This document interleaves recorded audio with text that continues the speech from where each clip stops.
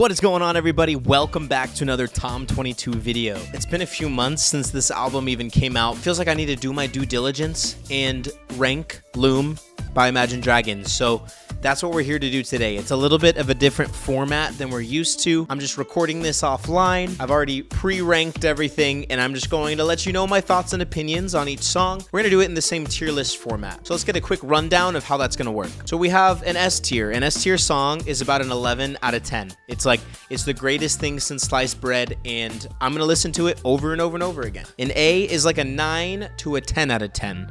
It's pretty dang good. I'm gonna listen to it quite a bit. A B tier is like a 7 to an 8 out of 10, so still pretty good, just barely above average song. A C tier is what I consider to be average. That's like a 5 to a 6 out of 10. And then we have D. D is like a 3 to a 4. I think it's a below average song. You're never gonna find me listening to this. It can still be beat out by a Butt Cheeks. We had to rebrand a little bit to stay PG-13. These are songs that are absolutely awful. No one should ever listen to them. They should just never exist on this planet. So let's go ahead and get started with the Loom tier list. As I said before, the album has been out for a few months, so I really do apologize about that. Yeah, let's just dive right into it. The first song up is Wake Up. This intro track throws us just right into the album. There's no beating around the bush, and overall I think it's pretty good. Even when they were showing the previews of some of the songs, I loved what I heard, but I was a bit worried about the spin-in part. It's safe to say that it's still my least favorite part of the song. I really don't like the choice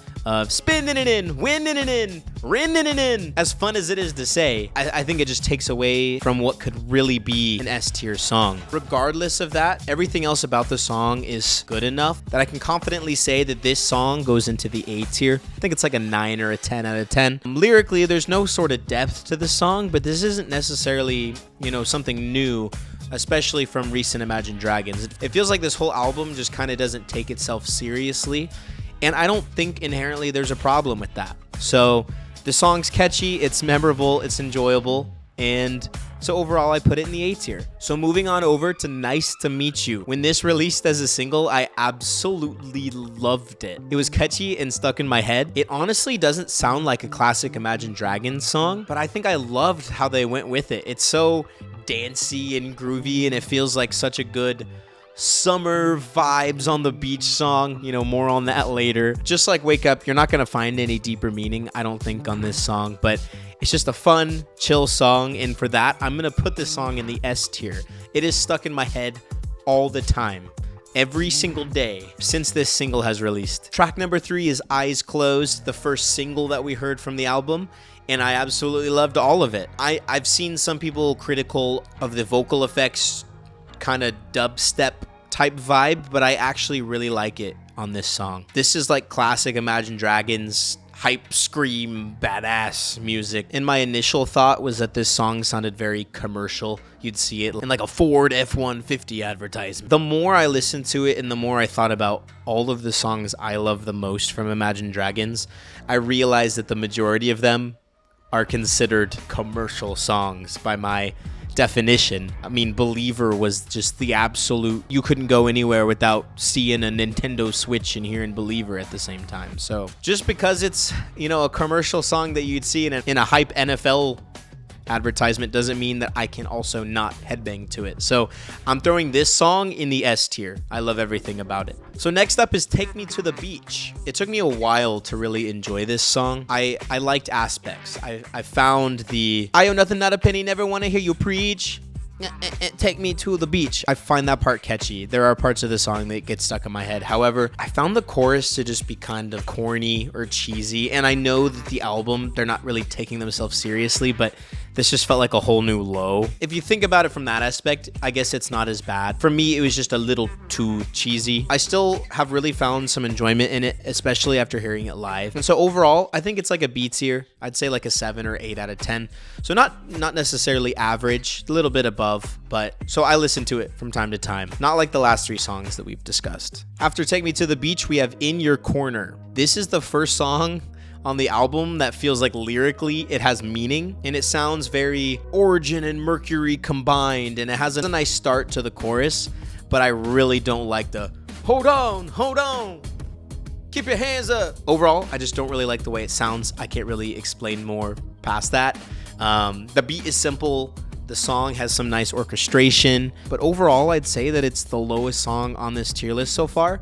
I'm putting it the C tier. Next up is Gods Don't Pray. I'll start by saying the chorus is catchy, but it really takes a toll on me after hearing Gods don't pray, Gods don't pray 9 or 10 times. It just really does get quite annoying for me personally.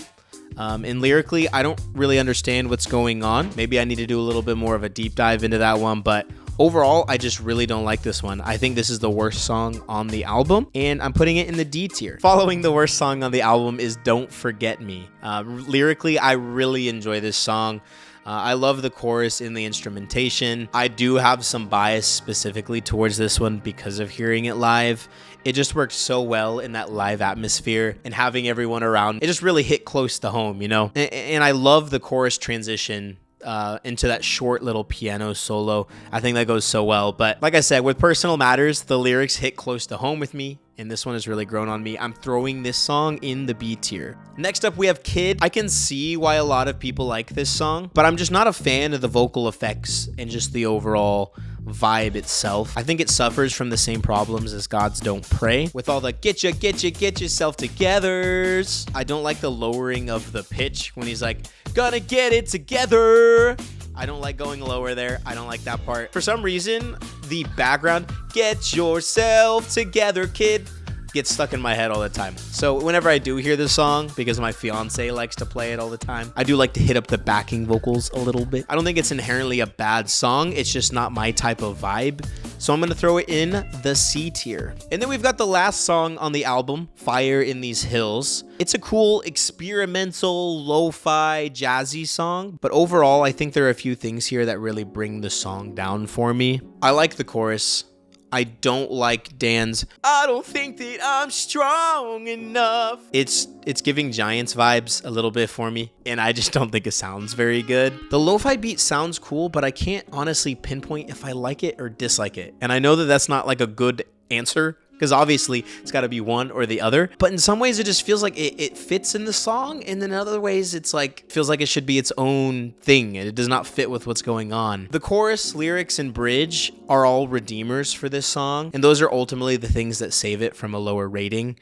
I think it's a decent outro song, but compared to a lot of the older Imagine Dragons outro songs, I just don't think it lives up to a lot of those older ones. As we all know as Dragons fans that they have some really good ones. I'm looking at you dancing in the dark. I'm gonna go ahead and throw this song in the C tier. It was interesting to see them open their concert with this song. I was a little confused about how that was gonna be done, but it ended up being pretty good. So don't blame them there for that. Overall, I'd rate this album like a C tier. It's like a 7 out of 10, maybe a little bit lower. It just feels like for a shorter album, what I'm gonna say, only 9 songs. Because we know from a production standpoint, they had, dozens, if not hundreds of songs that they've, said previously for Mercury. And so it feels like if you're only picking 9, those 9 should just be the absolute greatest songs ever on the planet.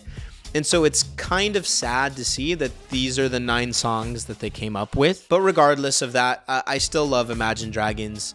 A lot of these songs are really good. I think it just joins Mercury in being my 2 least favorite albums, because that 4 album just masterpiece stretch from Night Visions to Origins. It's just kind of a bummer to see that we're not quite there yet, but I do still feel like we're gonna get something good here in the future. So thank you guys for watching. As most of you know, absolutely share your thoughts and opinions down in the comments. I love to see where everyone else ranks these songs. Music is subjective.